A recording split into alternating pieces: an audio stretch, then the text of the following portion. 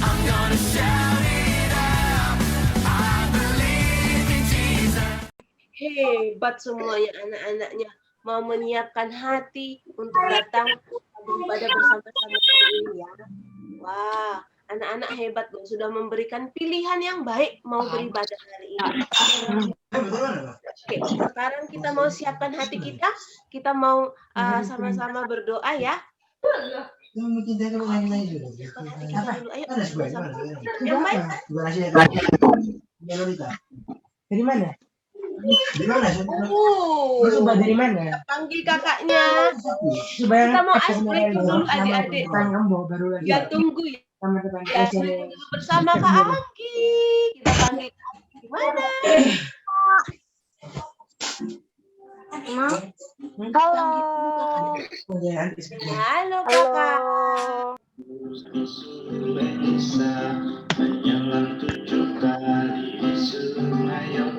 Kak Jose masih di mute. 2, 3, 4, 5, 6, 7, 9,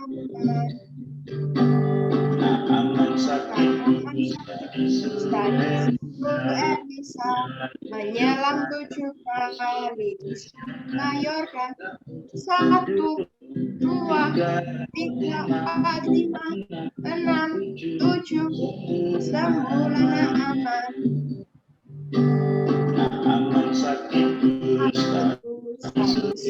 Elisa menyelam 7 kali sungai Yordan 1, 2, 3, 4, 5, 6, 7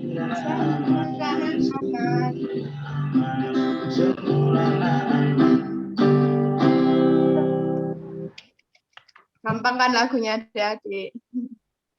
Oke, saat ini kita mau sama-sama menyembah Tuhan ya adik-adik. Kita siapkan hati kita yuk. Kak, lagunya apa? Kak Jose. Mujizat itu nyata, bisa tolong lagi Kak. Oke, kita mau sama-sama siapkan hati kita.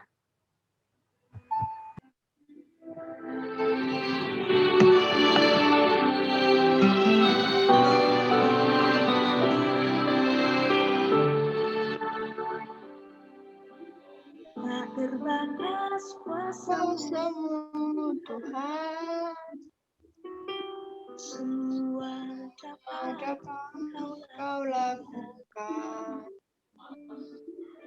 Apa yang dilihat bagimu, itu sangat mungkin bagimu. Di saat terbatas kuasa semua dapat Kau lakukan. Apa yang kelihatan mustahil bagimu, itu sangat mungkin bagimu. Di saat kuasa yang ketika ku percaya bisa dituliskan karena kekuatan namun ya Tuhan, ketika ku berdoa mujizat itu nyata. Kita mau kasih sikap yang baik. Kita mau sembah Tuhan sama-sama ya. Kita percaya bahwa Ya adik-adik lebih sungguh-sungguh menyembah Tuhan. Kasih yang terbaik untuk Tuhan.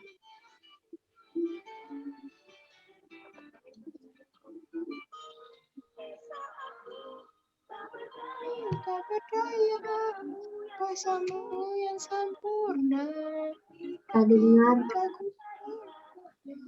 Mujizat itu nyata, bukan karena kekuatan namun Roh-Mu ya Tuhan.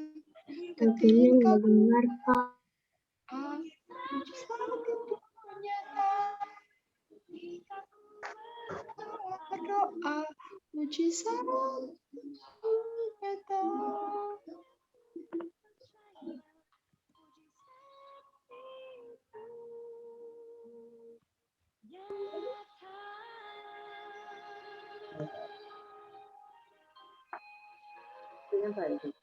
Sikap yang baik, kita mau berdoa.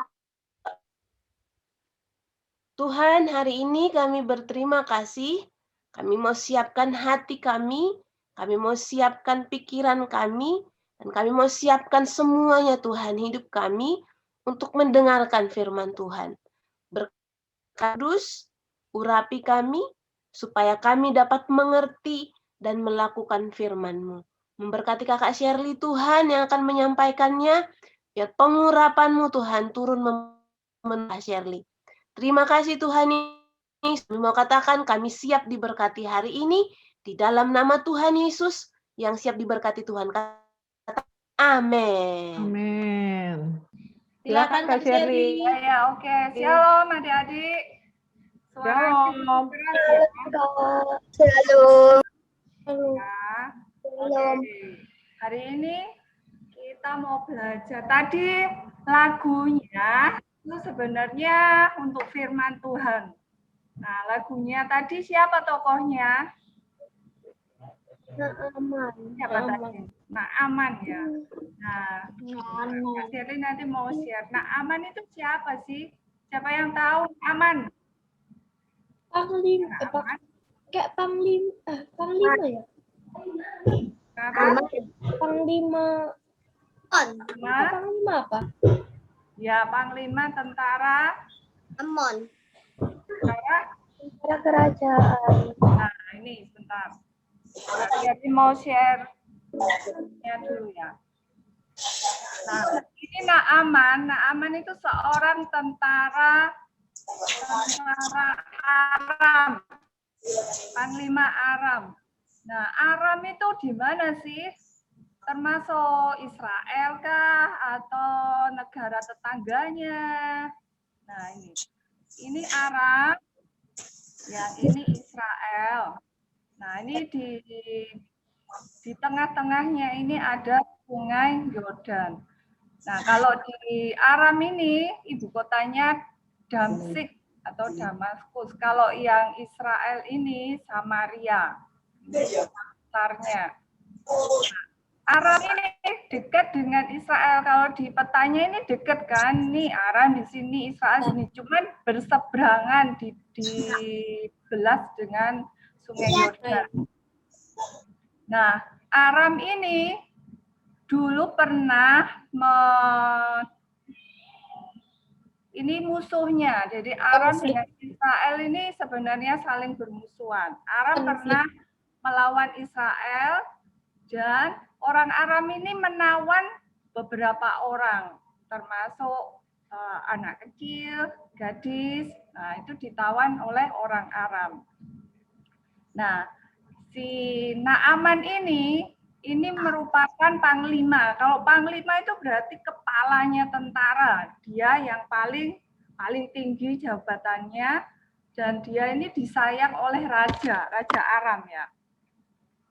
Karena dia ini selalu berhasil kalau dia perang.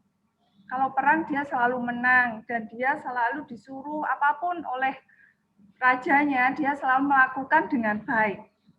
Nah, Naaman ini tapi punya kelemahan. Kalau kalian lihat di gambarnya, ada putih-putihnya di tubuhnya. Kira-kira sakit apa itu? Kusta. Kusta atau lepra ya, bahasa lainnya lepra.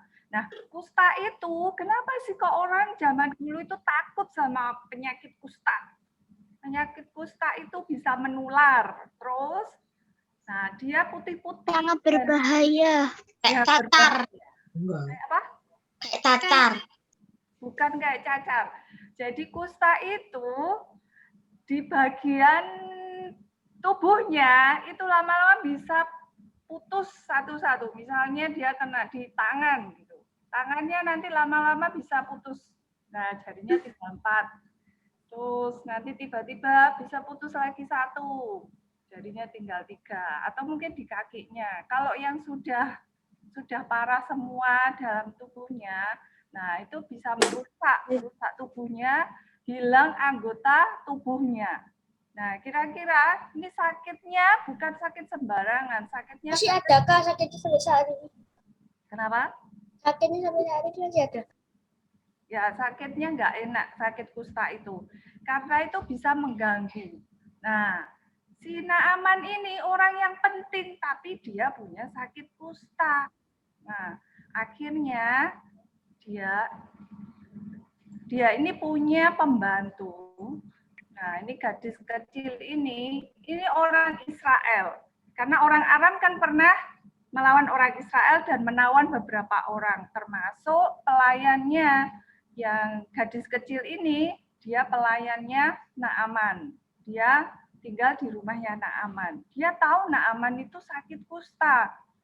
Terus dia tahu juga kalau di Israel ini ada seorang nabi. Nabi itu siapa? Nabi atau abdi Allah itu orang yang diutus Tuhan untuk menyampaikan sesuatu kepada orang Israel.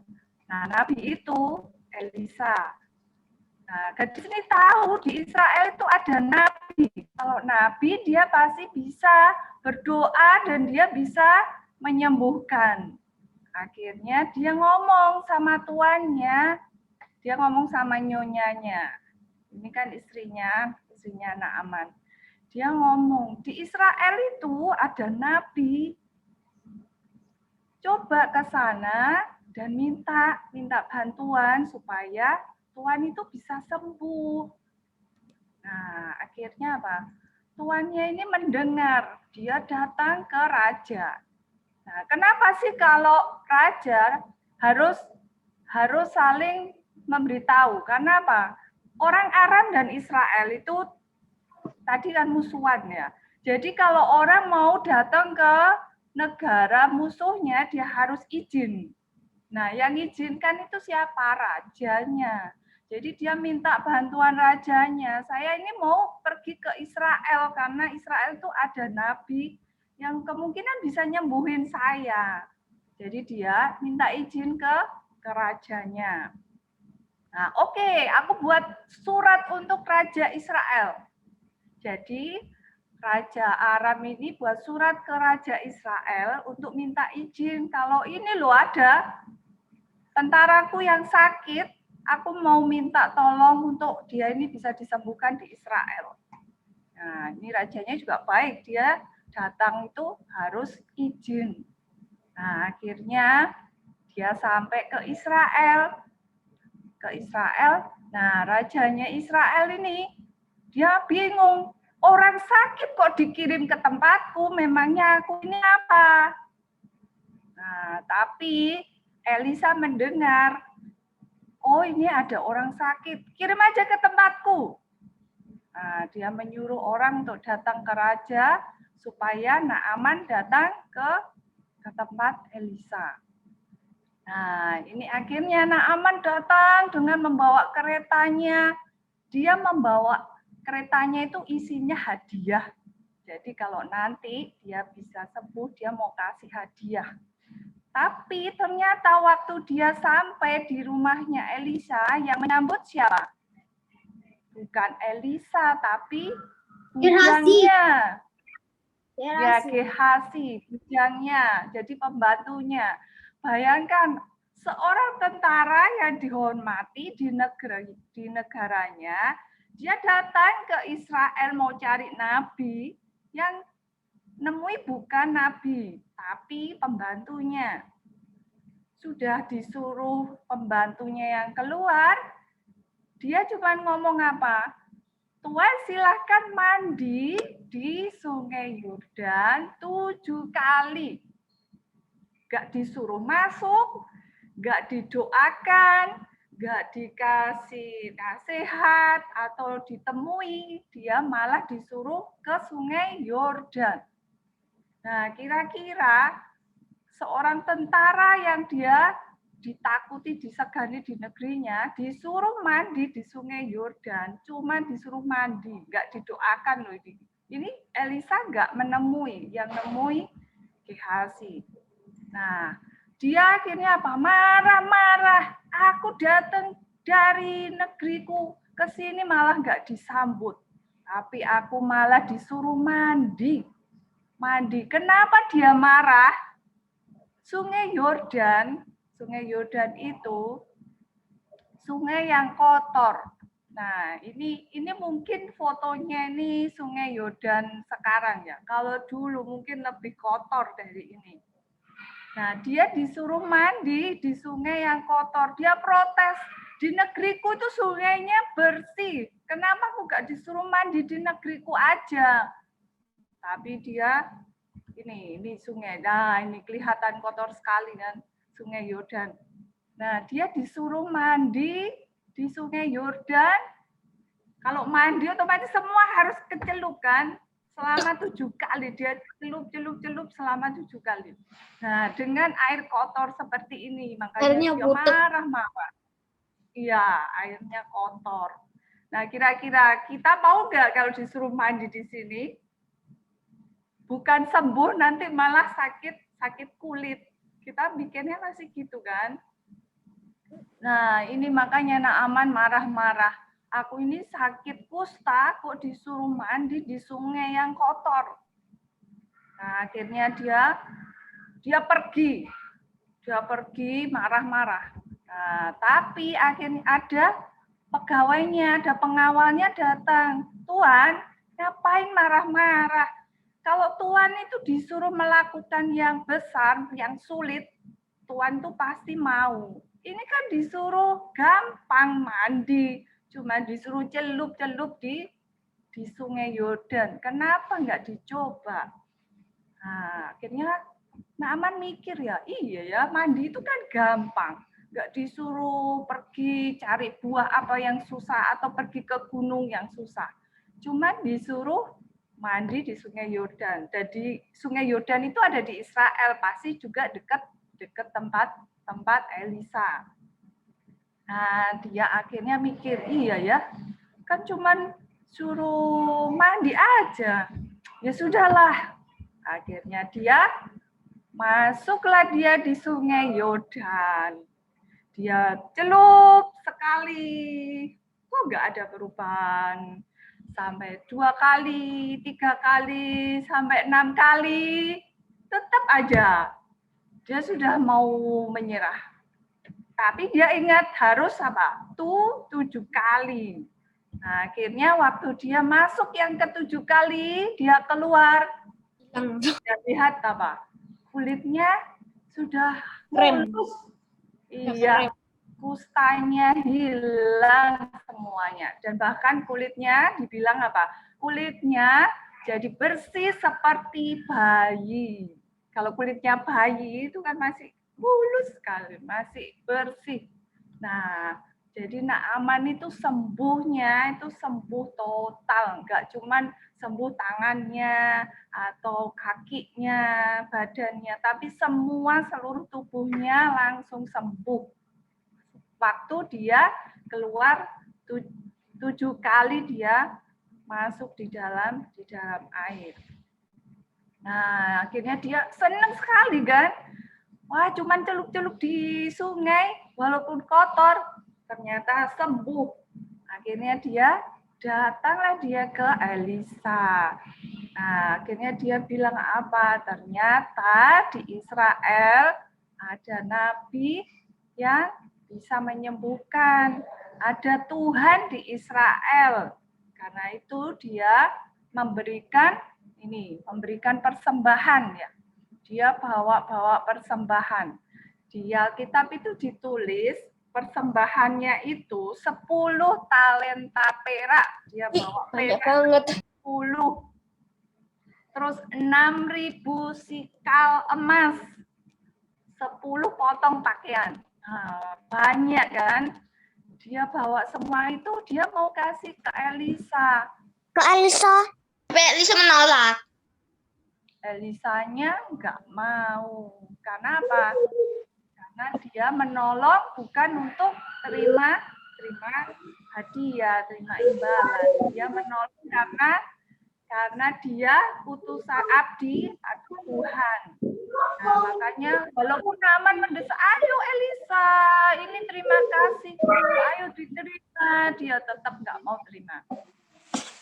Dia tetap menyuruh Naaman pulang sambil membawa semua hadiahnya, sudah bawa pulang. Aku nggak mau. Dia tetap nggak mau. Nah, akhirnya pulanglah Naaman kembali ke Aram.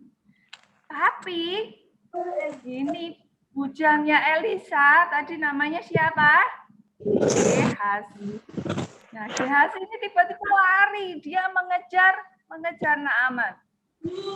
Dia pikir gini, waduh, tuanku itu terlalu sungkan, masa dikasih hadiah nggak mau terima. Kalau gitu aku aja yang terima.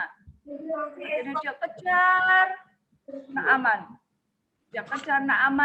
Tuan, ternyata itu ada orang di rumah. Nah, mungkin Tuhan bisa memberikan aku beberapa hadiah. Nah, karena Naaman ini baik, tadi mau ngasih hadiah, akhirnya ya sudah ambil aja. Nah, akhirnya ambil hadiah dari Naaman. Nah, dia sembunyikan di rumahnya. Akhirnya dia datang ke tempat Elisa. Elisa tahu ini Gehazi baru saja menerima hadiah dari Naaman. Akhirnya apa? Elisa marah. Kenapa? Karena Gehazi sudah berbohong. Dia mengambil hadiah dari Naaman. Nah, karena itu Elisa bilang, karena kamu sudah mengambil hadiah, menerima hadiah dari Naaman, nah, sakitnya Naaman itu akan ke tempatmu sampai ke anak cucumu, keluargamu selama-lamanya. Wah, nggak enak kan? Ternyata apa? Nah, ini sakit kustanya itu pindah ke tempat Gehazi. Karena apa? Gehazi tadi dia nggak jujur, dia berbohong, dia minta hadiah dari Naaman. Padahal Elisa sudah bilang nggak usah, nggak perlu meminta. Nah, dari cerita ini, nah kita belajar apa? Tuhan itu mengasihi bukan cuma orang Israel. Naaman ini bukan orang Israel, bahkan musuhnya orang Israel, orang Aram. Tapi ketika dia mau mencari abdi Allah, berarti dia percaya kan? Kalau dia nggak percaya, dia nggak mungkin datang ke Israel dan mencari Elisa. Tapi karena dia percaya, dia mencari dan dia melakukan, akhirnya dia menerima mujizat. Nah, demikian juga dengan kita, kalau kita mau seperti Naaman. Kak, Ya. kan katanya kan melatih, tapi kan belum punya handphone di zaman itu, jadi dikasih tahu blognya ta. Kenapa? Karena kan di zaman ini kan katanya kan dilacak, kan nggak ada handphone, jadi dikasih tahu blognya. Apanya yang dikasih tahu? Blog rumahnya. Blog rumahnya. Oh. Pastinya tanya. Iya. Tanya, Max. Tahu rumahnya, kalau abdi Allah kan pasti terkenal. Oh, itu rumahnya Elisa di sini. Ya pasti tahu. Karena dia tadi kan nemuin Tanya raja. tetangga ya, Kak ya? Iya, dia kan tadi nemuin raja. Jadi rajanya yang menunjukkan, pasti Elisanya tadi kan yang nyuruh datang. Berarti rajanya yang menyuruh datang ke Elisa. Makanya dia tadi itu datangnya ke raja dulu kan. Nah, pasti tahu. Nah, kenapa Elisa kok tahu? Kalau Gehazi itu pergi bohong sama dia, walaupun dia nggak tahu loh. Gehazi nggak bilang. Tapi karena dia abdi Allah, Tuhan itu pasti kasih tahu Elisa. Itu loh, bujangmu itu bohong. Itu sudah minta bagian ke Naaman. Nah, karena itu, ya ini pelajaran juga buat kita. Ini, nah Elisa itu sudah memberikan contoh yang baik. Ya. Ketika dia itu membantu orang, menolong orang, dia enggak meminta imbalan, dia enggak mau terima imbalan. Karena apa? Karena yang menyembuhkan siapa? Bukan Elisa.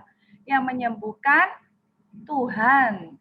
Dia cuman perantaranya Tuhan untuk ngomong, untuk dia kasih tahu Naaman. Nah, demikian juga kalau kita mau seperti Naaman mendapat mujizat, harus apa? Yang pertama harus percaya dulu. Kalau kita nggak percaya, kita nggak mungkin melakukan. Ya kan? Harus percaya dan taat.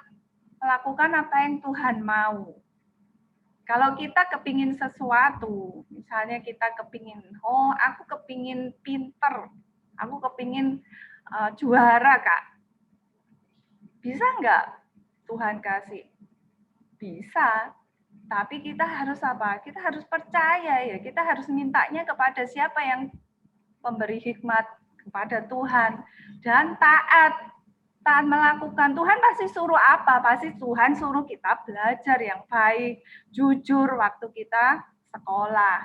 Kalau kita lakukan apa yang bagian kita, Tuhan itu yang memberikan mujizatnya. Naaman tadi cuma melakukan apa yang dia suruh. Dan dia bisa dapat mujizat.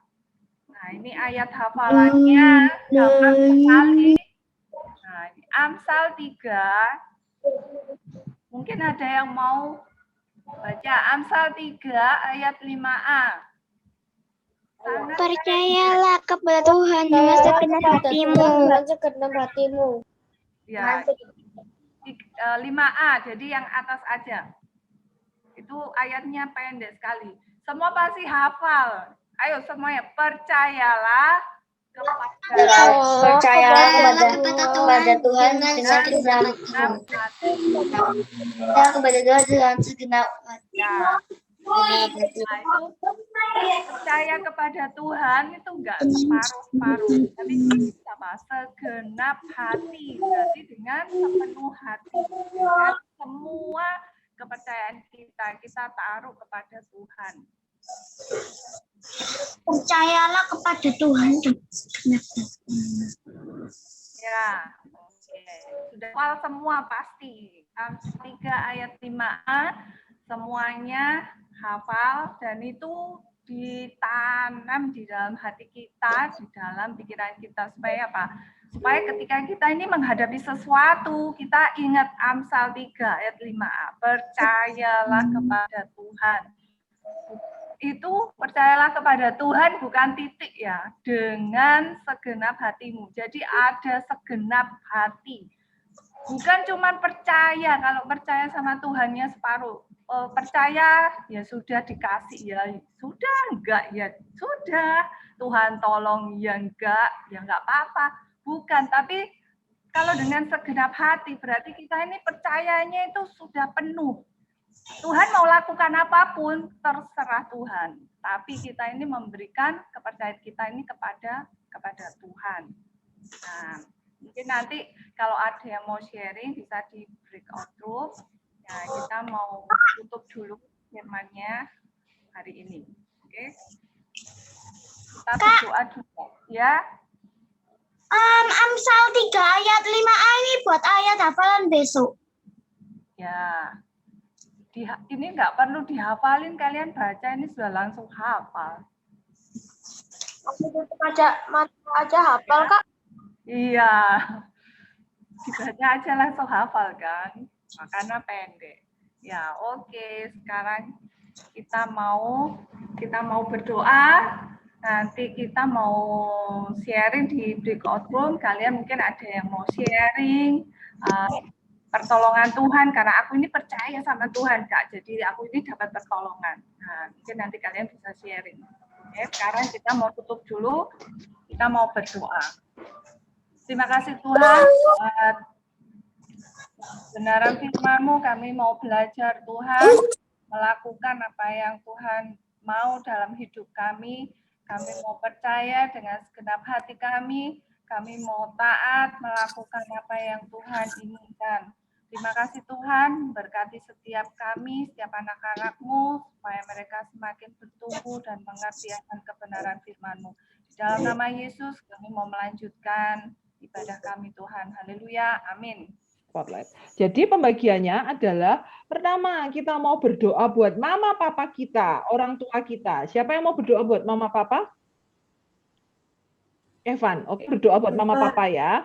Yang kedua, kita mau berdoa buat teman-teman sekolah, buat guru-guru di sekolah kita. Siapa mau berdoa?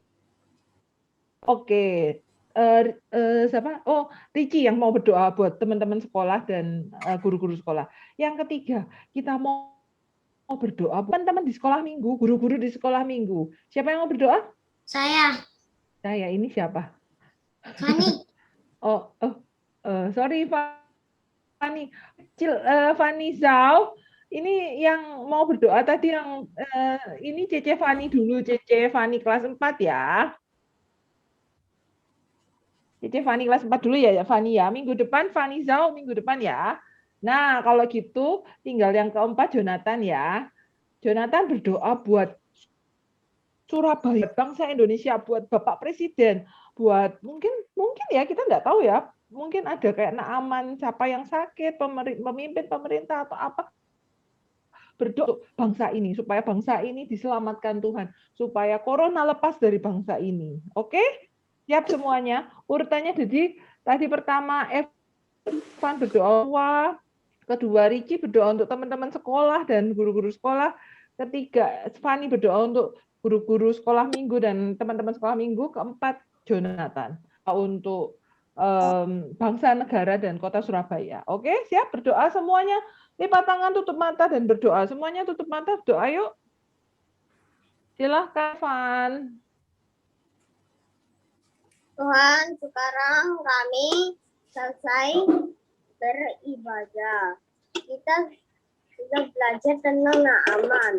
Kalau mama, papa kita supaya mama papa kita sehat selalu. Amin.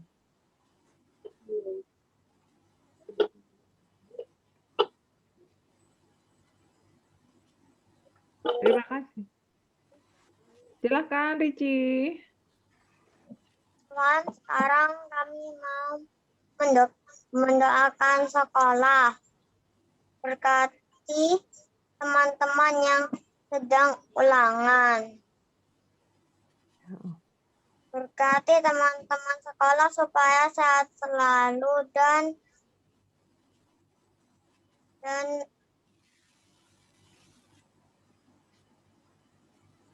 naik sekolah. Di dalam nama Tuhan Yesus kami berdoa. Haleluya. Amin. Amin. Silakan, Fani. Stefani. Tuhan Yesus, kami mau berdoa untuk gereja kami, Tuhan. Khususnya untuk teman-teman kami yang saat ini belum bisa bergabung dengan kami. Berkati mereka, mungkin mereka ada yang sakit, Kau sembuhkan Tuhan. Agar minggu depan mereka bisa bergabung kembali dengan kami. Berkati juga kesehatan kakak-kakak yang mengajar kami. Kiranya mereka selalu sehat dan COVID ini bisa menjauh dari kami, Tuhan. Terima kasih Tuhan Yesus. Amin. Silakan, Jonathan. Tuhan Yesus berkati mereka yang mereka terkena COVID-19, sembuhkan mereka ya Tuhan. Semoga kota ini tidak virus lagi supaya bisa bertemu dan gereja dan sekolah. Amin. Tuhan, saat ini kami berdoa buat anak-anak ini, Tuhan, baik anak-anak yang saat ini ada dalam ibadah Zoom hari ini, Tuhan, maupun anak yang mungkin tidak sempat ibadah, Tuhan. Kami berdoa memberkati mereka menjadi anak-anak yang luar biasa, Tuhan. Menjadi anak-anak yang hebat, Tuhan. Bukan secara kepandaian saja, Tuhan, menjadi anak-anak yang takut Tuhan terutama, Tuhan. Anak-anak yang percaya bahwa sedari kecil mereka anak-anak yang dipakai Tuhan. Anak-anak yang percaya bahwa mujizat Tuhan itu ada dan akan terus ada, Tuhan. Tuhan kami berdoa Tuhan buat kesehatan anak-anak ini Tuhan. Kami berdoa Tuhan untuk studi mereka Tuhan. Mereka yang masih dalam ujian ulangan di sekolah Tuhan. Tuhan kasih hikmat, kepandaian, akal budi Tuhan. Tuhan beri kekreativitasan buat anak-anak juga Tuhan. Dan kami berdoa Tuhan memberkati keluarga-keluarga mereka Tuhan. Kalau ada yang sakit Engkau jamah, Engkau sembuhkan Tuhan. Kami percaya kalau Naaman disembuhkan, kami percaya Tuhan keluarga-keluarga kami pasti disembuhkan Tuhan. Kami berdoa juga Tuhan untuk keuangan keluarga-keluarga mereka. Mata pencaharian mama papa mereka Tuhan Kau memberkati berlimpah-limpah Tuhan. Kami percaya Tuhan berkat-Mu keluarga-keluarga ini Tuhan. Kami berdoa juga buat kakak-kakak sekolah minggu juga Tuhan. Terima kasih Tuhan, terima kasih. Kalau sebentar kami mau breakout room, mau menyaksikan Tuhan kebaikan Tuhan, apa yang Tuhan pernah lakukan atas kami Tuhan. Tuhan terus beracara atas kami Tuhan. Kami percaya campur tangan-Mu belum selesai. Terus beracaralah atas kami. Di dalam nama Yesus kami mengucap syukur dan berdoa. Haleluya. Amin. I'm gonna shout it.